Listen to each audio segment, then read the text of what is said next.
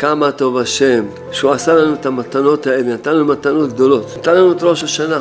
מתנה עצומה, גדולה, שאין לשער את המתנה הזאת. למה? תראו לכם, לא היה ראש השנה, אדם היה פה, בא לעולם הזה, חי 120 שנה רצוף. אחרי 120 שנה מגיע למשפט, ואז שופטים אותו על כל 120 שנה, כל מה שעבדים במעשה, לא מוותרים. מה היה קורה? אבל משהו הפסיד.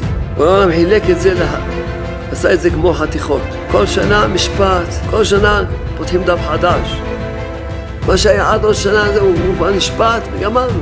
אם למשל אדם אחרי ראש שנה הלך לעולם שכולו טוב, אז ישפטו אותו על כמה ימים שהוא חי מראש שנה. אדם חושב מחדש על החיים שלו. המשפט מעורר את הבן אדם. שוב, אם אני הולך בדרך נכונה, לא הולך בדרך נכונה, יש לי משהו לתקן, אין לי משהו לתקן. אז לכן זו מתנה גדולה, כהן של ראש השנה. אין, כולם עוברים משפט. תרצה, לא תרצה, תאמין, לא תאמין, זה לא יעזור לך כלום. ראש השנה עוברים משפט. ואחרי כל עד יכין את עצמו, עושה חשבון נפש. מה אני יכול לשפר בחיים שלי? אני יכול לתקן? ומה העולם משתבח שמו? הרוצה בתשובה. מספיק שזה רק רוצה.